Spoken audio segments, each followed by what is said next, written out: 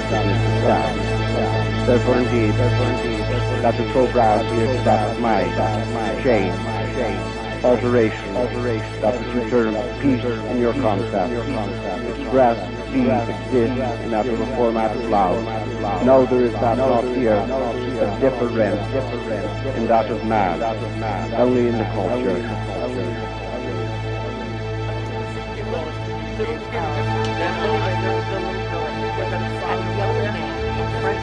Are there people living on other planets right now, or other galaxies? Affirmative. Could you tell us which one? All.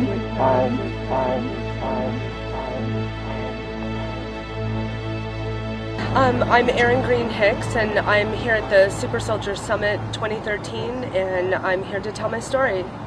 I'm a Rothschild Sinclair. I'm one of the only Rothschilds that's ever come out against what has happened to us. What's the significance of a Rothschild Sinclair, just to make that? Okay, there are two different of the ruling bloodlines. The Rothschilds are the ruling ones of the earth basically right now, and the Sinclairs were the Rothschilds are the Lucifer bloodline. Sinclair is the Jesus bloodline, and they both went to Alsace-Lorraine, France, and from there I believe that's where they started co-conspiring together. Are these alien reptilian shape-shifting families or what? What's the significance? Yes, okay, with the Rothschilds, they're reptilians. Now... These are Judaic. Ashkenazi, I call them fake Jews. Right, now this is important because the Judaic clan, right, we understand, were exiled. Mm-hmm. Not exiled, they screwed the last planet they had up. Right. It's been proven the true Jewish bloodline is in Ethiopia. The true Jews are black Jews. So you've got those true Jews, and then you've got the Zionist Jews that are ruling the world, and those are the Ashkenazi Jews, and that's the Rothschild bloodline. So they're just a wannabe Jew. That's all they are, but they've played it very well because they've taken us all over. They've made this world. So what's the significance of that? How have they done that? Because they're taking the world to hell in a handbasket. Well, if I explain it to you, people might not really get it though. Do your best. They're under contract here to bring all of this evil and all of this bad to make us see the light. You can't have the light without shadows and darkness. So even though they're the fake Jews, as I call them, they are under contract with God Himself to help us see all of this light. But if you want to get down to the chosen ones, those are the ones that are in Ethiopia. That's the actual Jewish bloodline right there. But they're just keeping it quiet. Right, because they're humble. They're humble. They have no need for power. Their power is within themselves, and they keep it as a peaceful existence for themselves. And they're a tribe. They're just a simple tribe in Africa. And they live simply. They don't need money. They don't need the things like cell phones or computers or anything. And they don't feel they need that kind of power. And so they're more godly than probably most of the people around on Earth. And the Rothschilds are very materialistic people, but they had to bring this materialistic existence to us so that we could see and live like the true Jews do, which is a humble, peaceful, very just loving existence. Does that make sense? Yeah. Okay. So how does this correspond to the reason why you're here saying what you're saying? I just think the Rothschilds need to step down. And I'm tired of my family doing this. I'm sick of it. I'm really sick of it. I don't like what my family's done. So I think we need to bring forth the true, I wouldn't say that maybe the that Ethiopian tribe is the chosen one, but we need to have those chosen ones actually be shown to the world so the world can see how to actually live. We need to actually see how to be in this world, and God allowed them to have that kind of existence to carry on over the centuries and the thousands of years, so that and stay humble in this African group away from everybody, so they're not tainted. You know what I'm saying? We're all tainted. We're all. In what way are we tainted? I mean, with materialism. The Catholic Church says we're all of original sin and all that. Original sin's a farce. Sin's a farce in this world. All you are is here is for an experience. That's it. Sin was brought in as a control mechanism so that we could stay under the thumb of the Rothschilds. You know, David Rockefeller is actually on par with the Rothschilds too. So the Rothschilds rule the world, but then, like right here, the Rockefellers are like touching the very bottom of them. You know what I mean? So they're in on that part too. They're not as under the Rothschilds as people think they are. They're like right there. So where does this bring us in terms of aliens, targeted individuals, and the super soldiers? Okay. Well, yeah. Let me find my words here. In other words, what brought you to this conference? I think the awareness that people need to have. And we need to be told what? We need to grow our consciousness so we can stop it. If we don't grow our consciousness, we're going to destroy the world. You know, I know the endings that we can have. I know, I've been shown.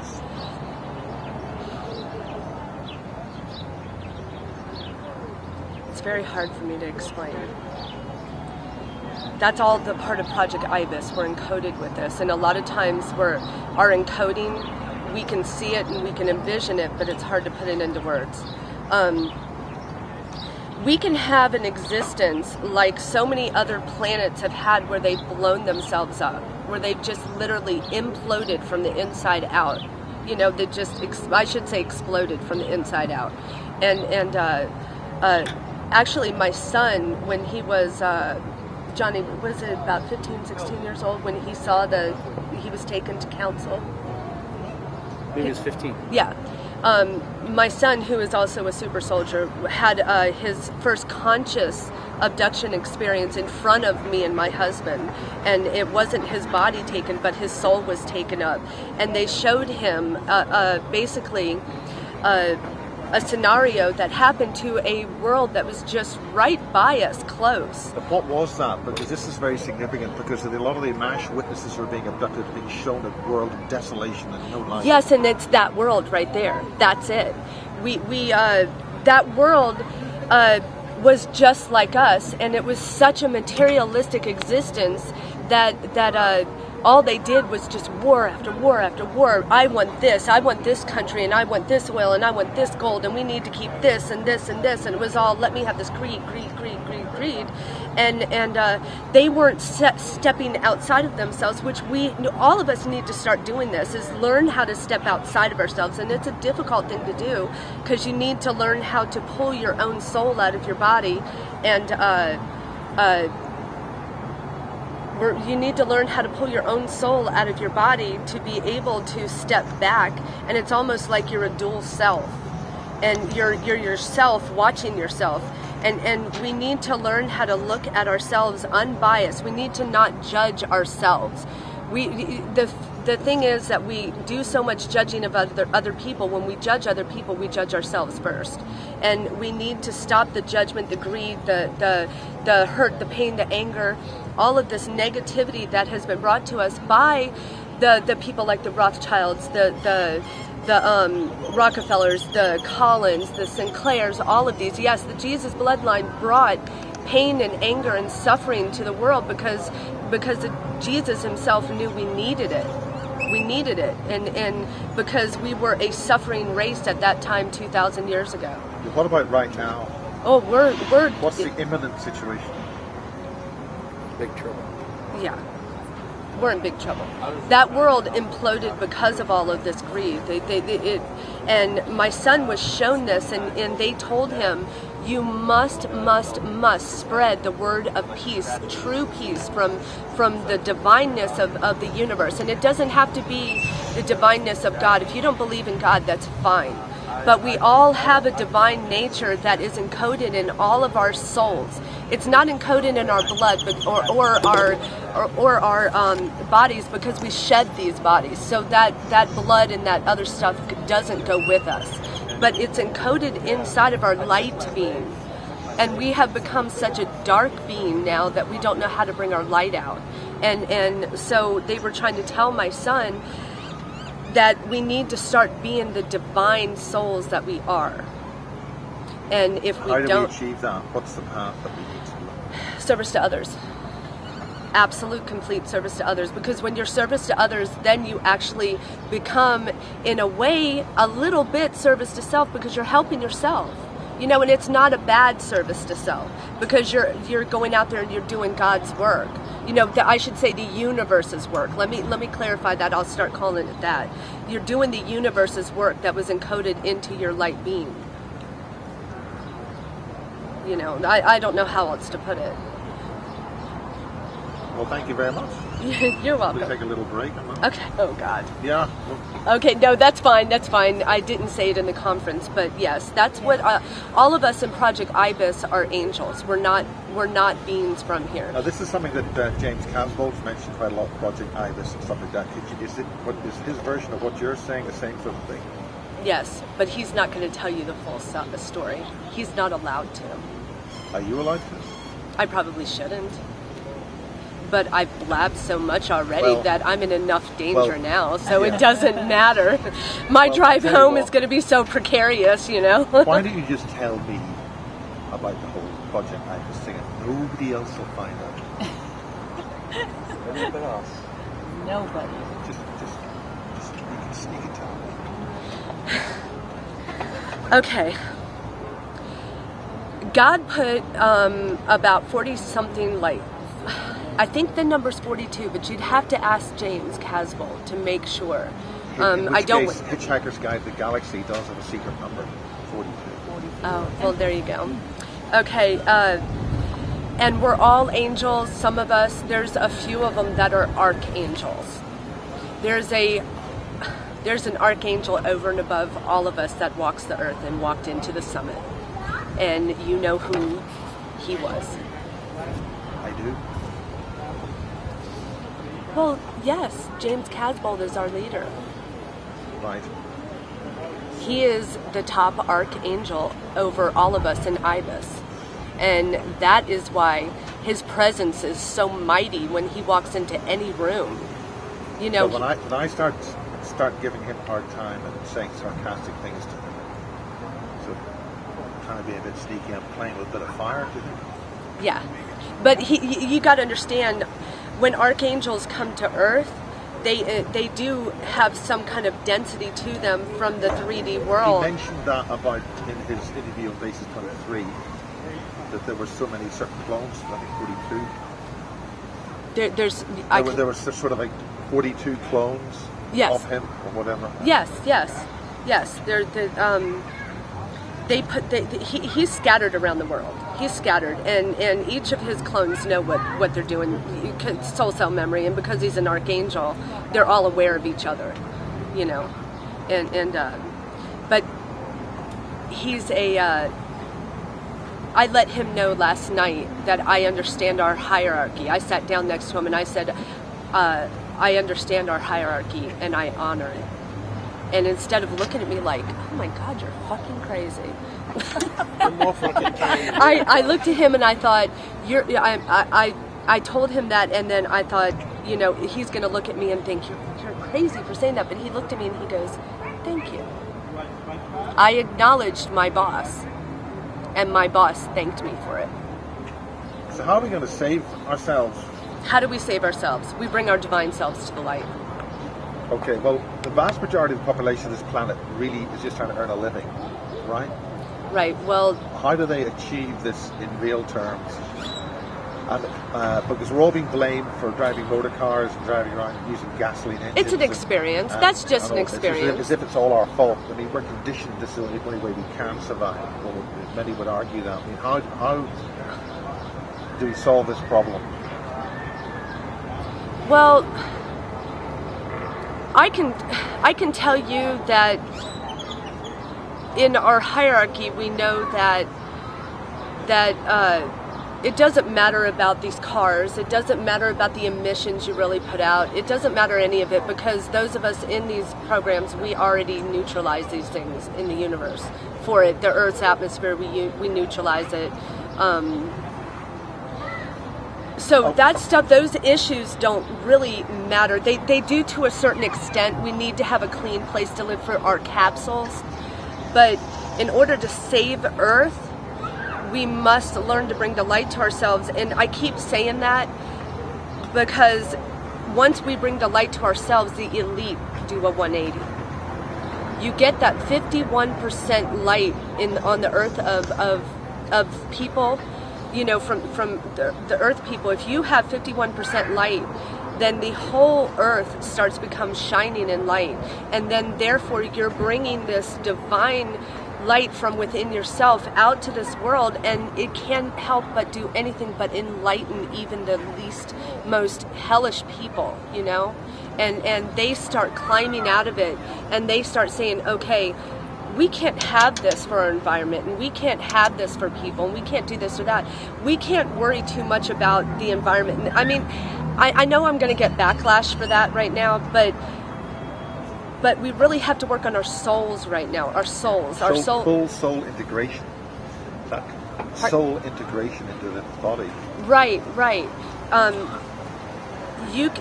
We're all immortal.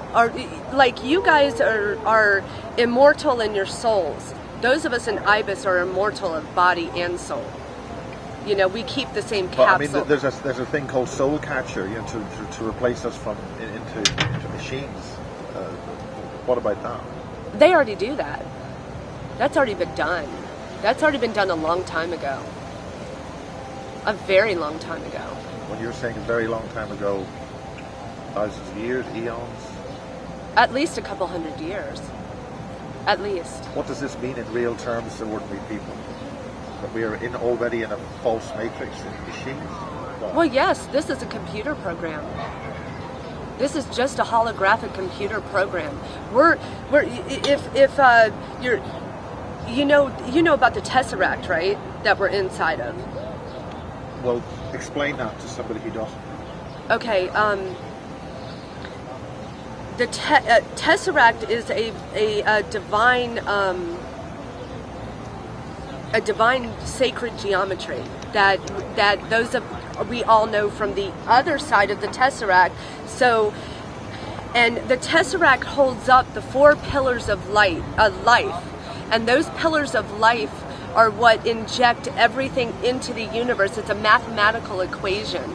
Those pillars are full of math, full of numbers. And so you're full of numbers, you're full of numbers, you're full of numbers. All of us are full of numbers. We're made of numbers. Does this describe what we would describe as our holographic image? Yes, absolutely. When you watch the Matrix movies and you see all those numbers running up and down, okay, those of us in Ibis can see all those numbers in you. If you could see that in us, because it's our angelic selves, so we know these things. We're taught to do this. So I see all your numbers, and I see everybody's numbers. I look at you, and all I see is numbers. Now, something which a lot of people have been seeing, I've been seeing these spider devices, these creatures, like scuttlers. It's been suggested that these are the creatures of the Matrix. Well, yeah, they're put in there to keep the thing going.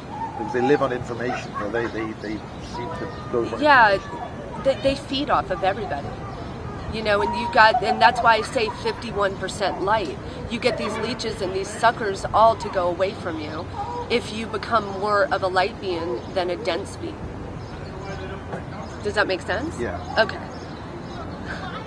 So therefore, I mean, the term that I used in my presentation was reality management, something managing our reality. That's absolutely the most perfect description I could ever hear. Sheer genius. I just come up with these things, you know, roll off the top of my tongue. But if there seems to be a major threat to all this, which is going to collapse all this. Yes, we'll collapse, but it doesn't matter. And I'll tell you why it doesn't matter, because you're still going to be alive if it collapses. You're going to just wake up in cryostasis. What's the point in keeping things going? What's the point in striving? Because this tesseract was built for our souls. Where we're at, we can't advance because we've become complacent. Our whole world there, I got ready to call it Earth, but our whole world there is nothing but bathed in light, and we've become so complacent that we don't know how to ascend. So it's become a real, it's a tragedy almost. And that tesseract is our school. People keep saying Earth is a school, Earth is a school. Well, the whole universe inside this tesseract is a school. And you got beings that are like me and Casbolt and Spears and the 42 of us that are in this world that are able to go in and out of this tesseract without any problem. I've been on the other side, and I've watched my body inside of cryostasis, and I stood in front of this window, and it was a big computer screen, and the tesseract was right there in front of me, and it's a swirling just mass of just everything inside of it. You can see everything flowing inside of it. It's just a constant ebb and flow.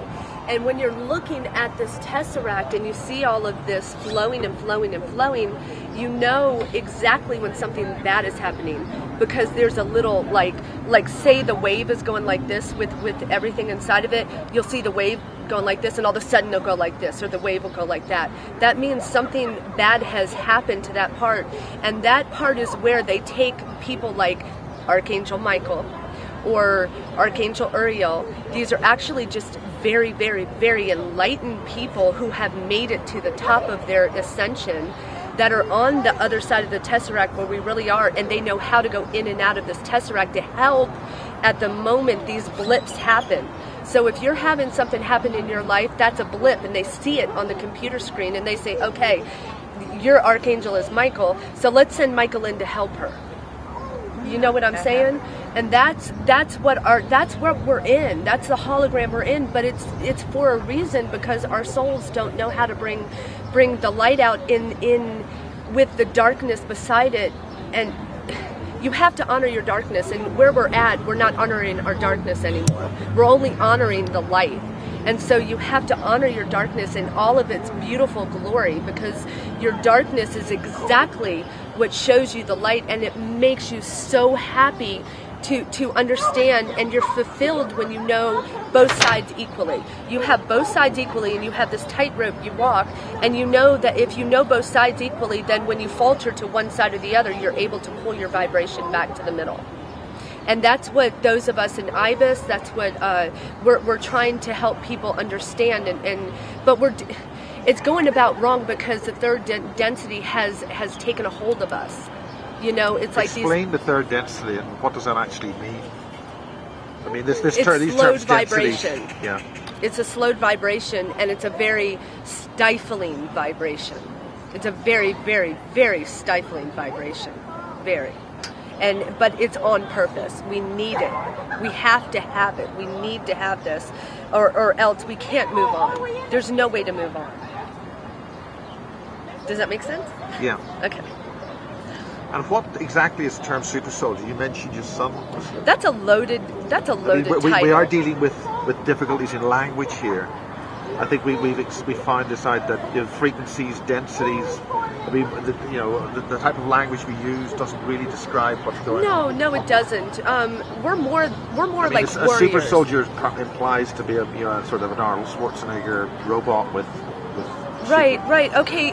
Super soldiers are some of the strongest souls on Earth, and our Prime Creator knew that. We're picked out from each universe we're at, and the Prime Creator knows exactly that our soul is so strong that they can beat us down as far as we can get and will not die. Some of us succumb because they didn't realize that was a weak soul. They acted strong, so they thought they were strong. But we're the strongest here, so we're out to help, and I'm starting to get scrambled. I'm very sorry. I'm talking so much that they're not liking this. So I'm losing my place. Can you re-say the question, please? What's the exact... I mean, an ordinary person would expect a super soldier to be like Arnold Schwarzenegger. You know, the big guy with the sort of laser beam eyes and the X-Men and all this. No. That's so Hollywood. So when somebody sees a super soldier summit, they're going to expect a whole pile of... No, you got people like James Ring, who's the little guy, and he's a super soldier, but his soul is so incredibly strong that they don't use his body. They take his soul out and they put it in his cloned bodies to be able to use like that. And so you look at people like James or even me. I'm not this buff, soldier type. But a lot of us are used for our souls because our souls are so strong. So I like to call us warriors. I don't like to call us soldiers. Yeah, so who are we fighting? What's the enemy if we're going to be a soldier? That's the soldier side of it. What's... Our enemy is our own soul. That's it. It's our own soul. That is to say, not ascending? Right. Correct. So we are here to... learn ascension. To get everybody else to ascend. Right. And that's why you have the super soldiers and the ones that are in IBIS and stuff, because we've, especially IBIS, because we're put from parallel universe to parallel universe over and over and over. We've lived millions of years. We've not been turned off. We've only just been slowed down and stuck in cryostasis for a while until we're needed, until we're put into the family in the point in time we need. And we have to help the world. We have to. We need to stop. The world itself, the planet, seems to be reacting. Yes. I mean, we were talking about this black goo, this life force that's coming. Right. And the reason so many ETs come to Earth, and why people say, why in the world do we, why are we so special to the ETs? It's not that the earthly race is so special, as the Earth itself is a stargate. The Earth is a stargate. Inner Earth is not inner Earth. People say, oh, we've got a hollow Earth theory. What it is you've got those openings at the top and the bottom of the Earth. Those are the stargate openings. And when you go through like a toroid. Pardon me? Like a toroid. Yes. In the film Thrive, it's illustrated in the film Thrive.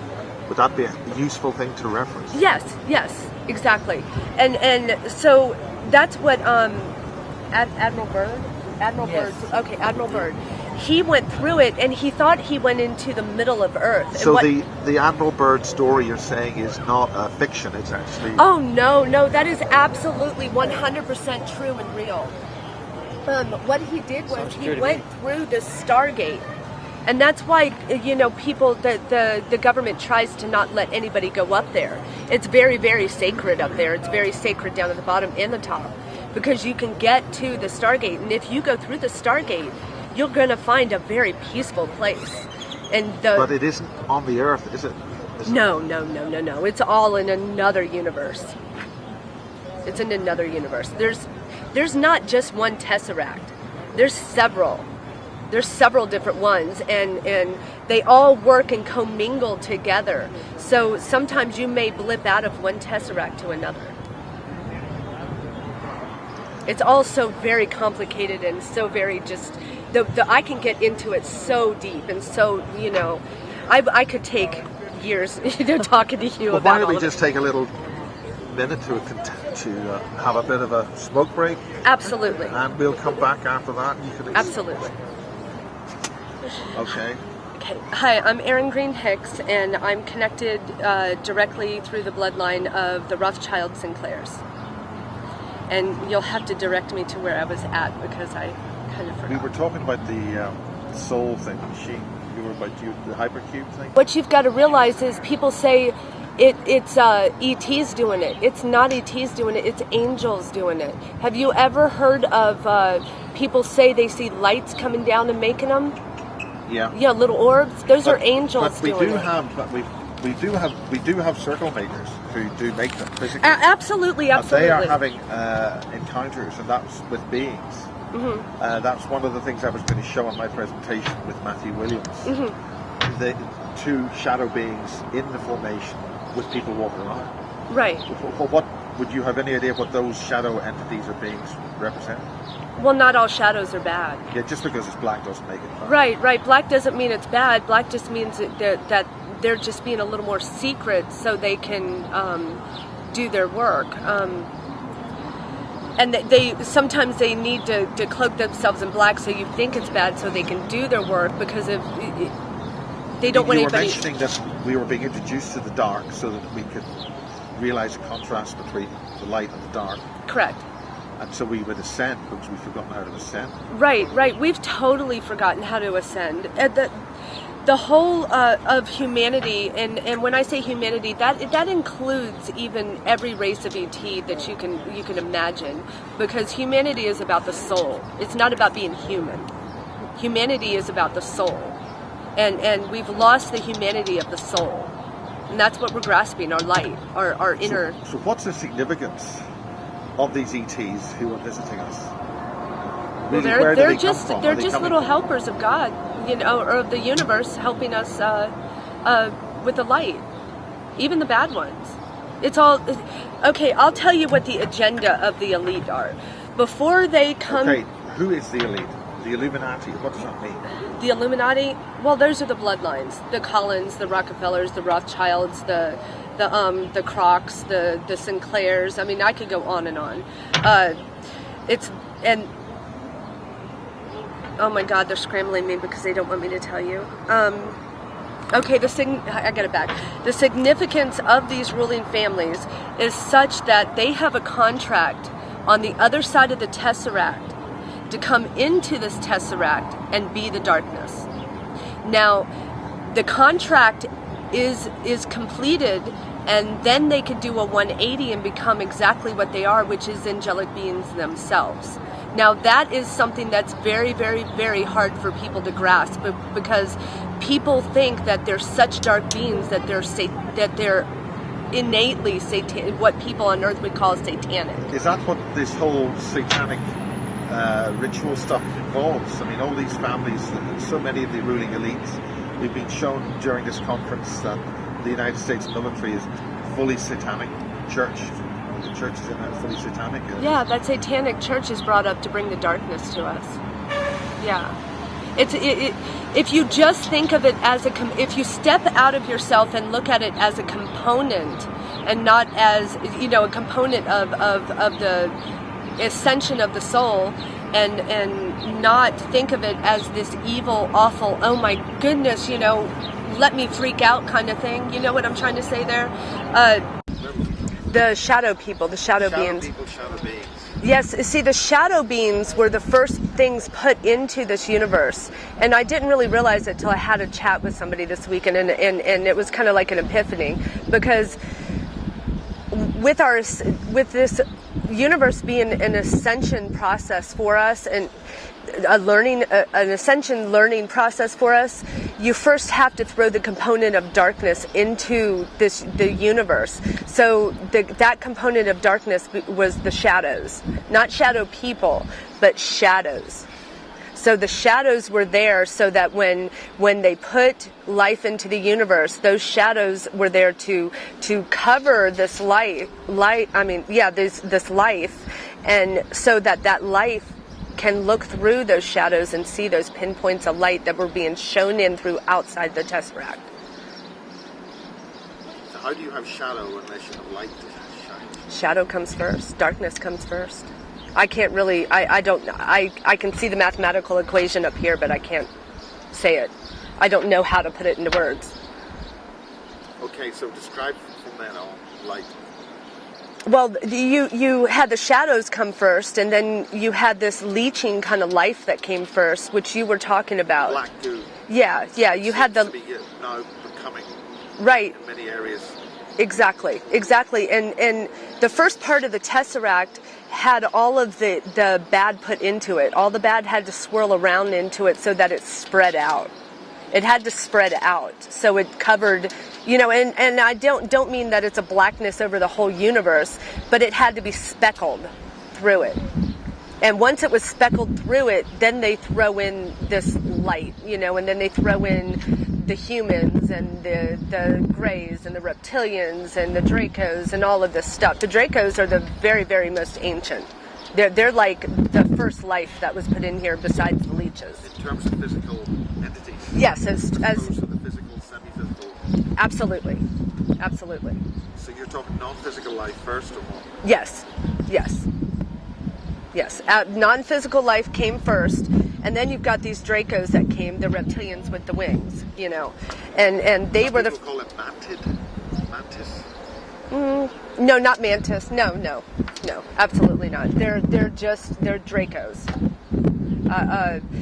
And see, the Tesseract holds several universes inside of it. And it's not like they're really blocked off from each other, but there's like this invisible wall that's in between all of them. And so you've got the Dracos that were put first into one part of this Tesseract, into one part of this invisible, you know, where the walls were up invisibly. And so they feel superior now. They actually feel superior to everybody. They've got this ego that goes out of this entire cosmos. Why do they feel? Because they were first. They feel that they should be the ones that rule everything. They think that they're the ones that should rule everything completely, and they are very, very, very dark individuals because they love these leeches and they love this darkness, and they wallow and just they swallow it, they eat it, they totally just ingest all of this. They love it, and it's kind of sad for the creator because he didn't really create these beings to do this. Is this what some people would call demonic entities? Or Yeah. a different thing altogether? Yeah, because people don't know how to look at them and say they're just life. They're life. They look at them and they think they're demonic. And really, most demonic entities that people see are just a component of actual life, physical life. They just think it's demonic. And so see... when the satanic people actually generate these things, or they generate energy, and sometimes that energy manifests as solid beings or ethereal beings that you can see. But those are energies. So you've got the Satanic Church that is trying to inject these energies into us so that it gets so dark that you actually see light come in. You have to be shrouded in complete darkness before you can actually build yourself up to the light. That's why so many people suffer so deeply. But those are the most gifted people. They have the greatest gift when they have the most suffering, because they are shrouded in darkness. And I know that sounds awful.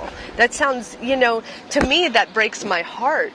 That this all has to be this way, because where I'm from, I know what it's like to be bathed with the light of creation, and that light of creation is the most, oh my goodness, it's the most amazing thing you could ever imagine. It is the most beautiful thing you could ever imagine, but when the Prime Creator started creating all of us, the ones on the other side of the Tesseract, he never, ever, ever, ever imagined in all of what he's done that they grow complacent.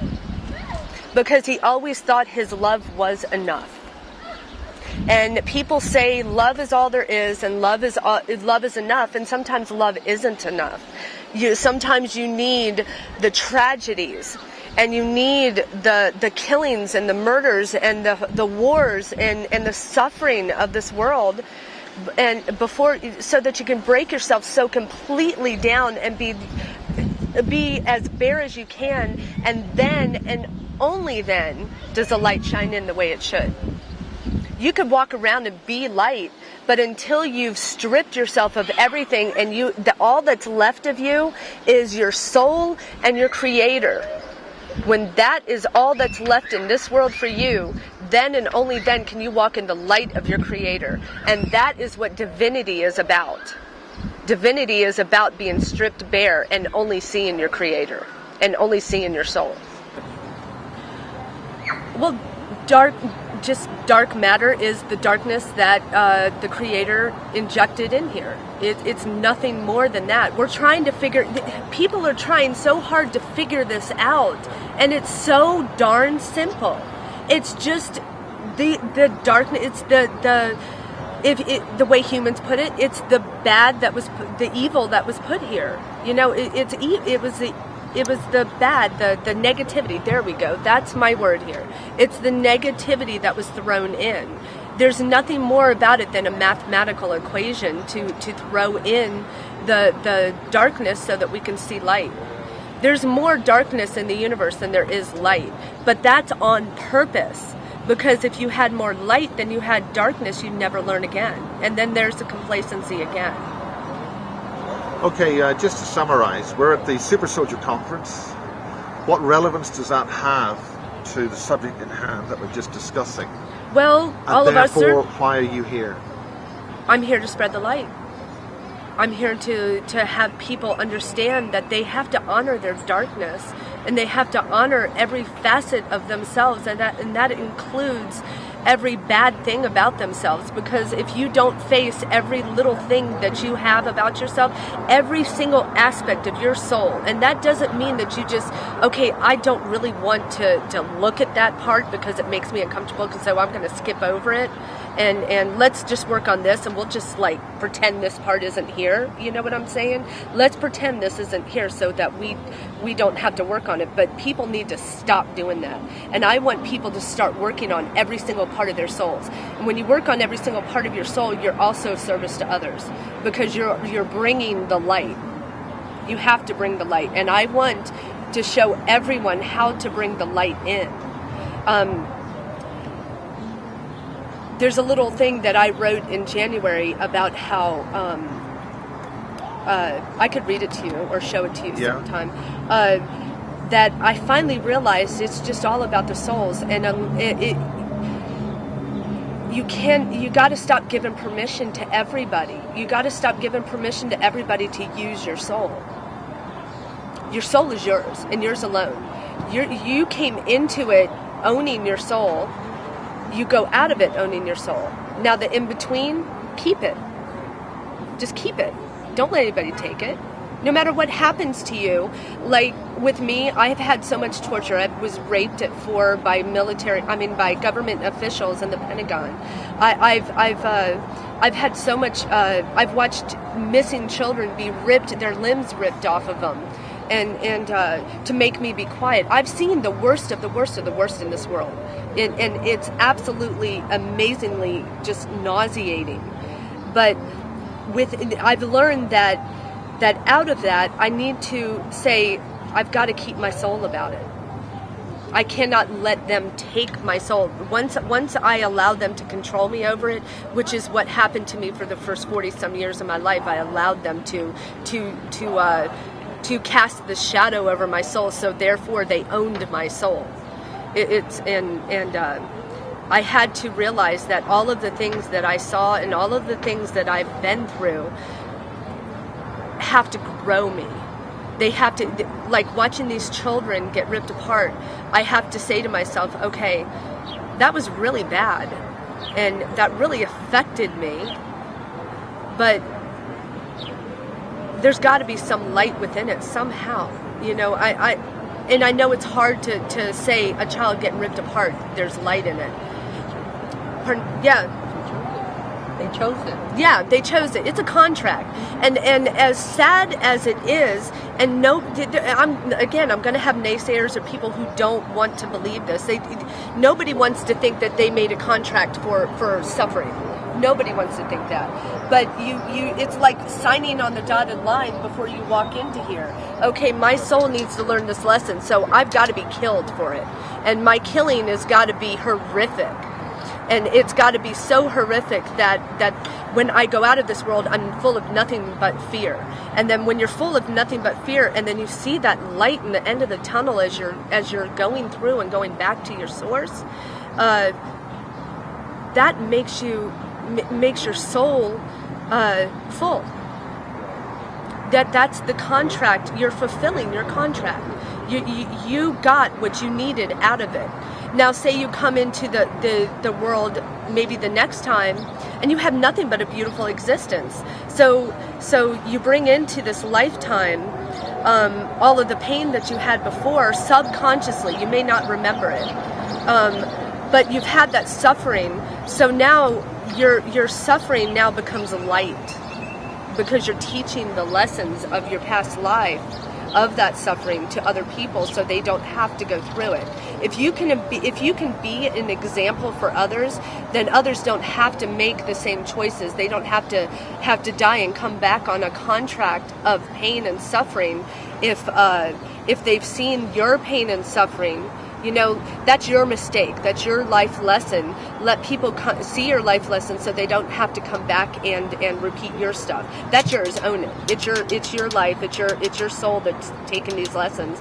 Show it to the world so their soul can pick up a different lesson. Okay, one last final passing comment. Anything you've got in terms of references or places for people to look or research or... The only thing I can tell anybody is to meditate. You're not going to get any information from anything other than your own soul. That is it. You can listen to everybody talk. You can listen to me talk and my experiences, and it'll enrich you and it'll bring some light to you. But ultimately, you need to sit there and go within. It's transcendence. You must transcend. All of this is about transcendence. It's about going within. You go within, and then when you die, then you can go without. And I don't mean without things. I mean you put out the light. So you push out the light. Does it make sense? Does that? But you're one with the universe. Pardon me? So you're one with the Yes, universe. and if you're, really yeah, absolutely, absolutely. Well, thank you very much indeed. You're welcome. Happy days to the second Super Soldier Summit.